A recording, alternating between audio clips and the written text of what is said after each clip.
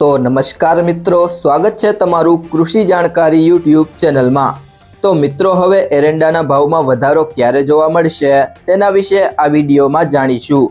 તો વિડીયોના અંત સુધી જોતા રહેજો અને હજુ સુધી કૃષિ જાણકારી યુટ્યુબ ચેનલને સબસ્ક્રાઇબ ના કર્યું હોય તો સબસ્ક્રાઇબ કરી લેજો અને બાજુમાં આપેલ બેલ આઇકનને પણ દબાવી દેજો, જેથી કરીને તમને દરરોજના તાજા બજાર ભાવ અને તેના વિશેની માહિતી મળતી રહે। એરંડાનો જૂનો સ્ટોક ધારણા કરતાં વધુ હાઈ અને હજુ પણ જૂના એરંડાની વેચવાલી યથાવત હોય તેજીમાં રૂકાવટ આવી રહી છે। એરંડાના અગ્રણી ટ્રેડરે જણાવ્યું હતું કે ગુજરાતના પીઠામાં હજુ પણ 35 થી 40% જૂના એરંડાની આવક છે અને રોજના 5 થી 7 હજાર ગુણીના જૂના એરંડાના મોટર બિલ્ડમાં કામ થઈ રહ્યા હોય તેજી માટે રૂકાવટ પેદા થઈ રહી છે।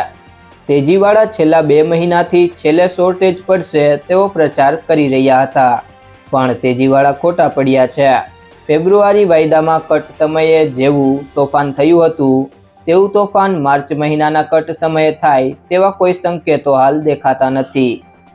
સતત છઠ્ઠે દિવસે વધી હતી, પણ વધારો એકદમ ધીમો હોય માર્કેટમાં કોઈ પ્રેશર વધતું નથી। શુક્રવારે આવક અને કામકાજ વધીને 70,000 ગુણીના રહ્યા હતા, જેમાં બનાસકાંઠા, પાટણ, મહેસાણામાં વેપાર 30,000 ગુણી, કચ્છમાં 12,000 બોરી, માંડલ, પાટડી, હળવદ સૌરાષ્ટ્રમાં 9,000 બોરી, સાબરકાંઠા, અરવલ્લી સાઉથ ગુજરાતમાં 5,000 બોરી, રાજસ્થાનની 9,000 ગુણી અને સીધા મિલોના 5,000 બોરીના કામકાજ હતા। મોટર બિલ્ટીમાં જૂના એરંડાના કામ 5 થી 7,000 ગુણીના રહ્યા હતા, પણ છેલ્લા 2 દિવસથી વાયદા મજબૂત બની રહ્યા હોય તેની અસરે પીઠા ₹5 થી 10 વધીને એવરેજ ₹1255 થી 1275 બોલાયા હતા।